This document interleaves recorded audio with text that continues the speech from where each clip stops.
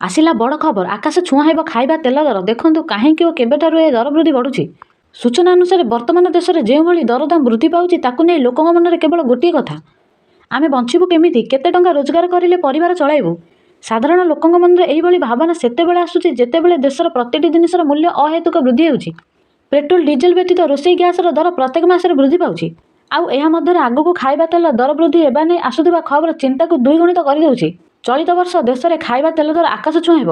ଏହାର ମୁଖ୍ୟ କାରଣ ହେଉଛି କଞ୍ଚାମାଲର ଅଭାବ, ଯାହା ବଜାରରେ ଦର ବୃଦ୍ଧି ଘଟାଇବ। ଏନେଇ ସତର୍କ କରାଇଛି ସୌରାଷ୍ଟ୍ର ଅଏଲ ମିଲର୍ସ ଆସୋସିଏସନ। ଚଳିତ ବର୍ଷ ଖାଇବା ତେଲ ଅତ୍ୟଧିକ ବୃଦ୍ଧି ପାଇବ ବୋଲି ସଂଘ ଆକଳନ କରିଛି।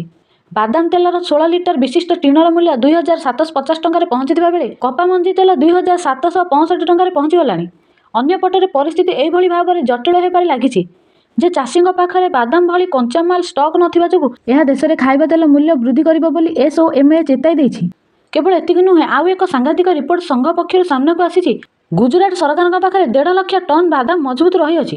ଯଦି ସରକାର ଦର ନିୟନ୍ତ୍ରଣ କରିବା ପାଇଁ ମହଜୁଦ ଥିବା ବାଦାମକୁ ବଜାରରେ ଖୋଲି ଦିଅନ୍ତି ତାହେଲେ ମଧ୍ୟ ଦର ନିୟନ୍ତ୍ରଣ ହୋଇପାରିବ ନାହିଁ ବୋଲି ସଂଘ କହିଅଛି।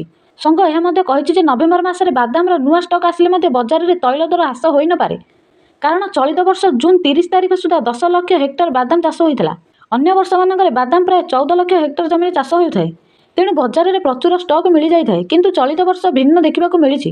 ଗତ ବର୍ଷ ତୁଳନାରେ ଏ ବର୍ଷ କପା ଚାଷ ଅଧିକ ହେଉଛି। ଗତ ବର୍ଷ ଚାଷୀ ବାଦାମ ଚାଷ ବଦଳରେ କପା ଚାଷରେ ମନ ବଦଳାଇଥିବାର ଦେଖିବାକୁ ମିଳିଛି।